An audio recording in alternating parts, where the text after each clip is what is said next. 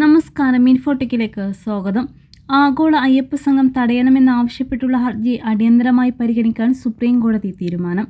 ഹർജി ബുധനാഴ്ച പരിഗണിക്കുമെന്ന് chief justice B R Gavai വ്യക്തമാക്കി. അയ്യപ്പ സംഘം 20-ാം തീയതി നടക്കുന്നതിനാൽ ഹർജി അടിയന്തരമായി കേൾക്കണമെന്ന് ഹർജിക്കാരനായ മഹേന്ദ്രകുമാറിൻ്റെ അഭിഭാഷകൻ ഇന്ന് ചീഫ് ജസ്റ്റിസിനോട് ആവശ്യപ്പെട്ടിരുന്നു.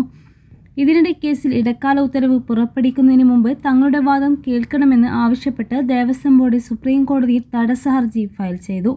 അതേസമയം ശബരിമല ദ്വാരപാലക പാളികൾ സ്വർണം പൂശിയ റിപ്പോർട്ടിൽ അവ്യക്തതയെന്ന് ഹൈക്കോടതി. 2009-2019 വർഷങ്ങളിൽ സ്വർണം പൊതിഞ്ഞ വിവരങ്ങൾ മെഹ്സറിൽ ഇല്ലാത്തതാണ് കോടതി ചോദ്യം ചെയ്തത്. നിലവിലെ സ്വർണ്ണപ്പാളികൾ എത്രയും വേഗത്തിൽ അറ്റകുറ്റപ്പണികൾ നടത്തി ഉടൻ തിരികെ എത്തിക്കാനും ഹൈക്കോടതി നിർദ്ദേശം നൽകി. Sabarimala chief security officer smart ക്രിയേഷൻ്റെ മാനേജറും ഹൈക്കോടതിയിൽ നിന്ന് നേരിട്ട് ഹാജരാകിയിരുന്നു.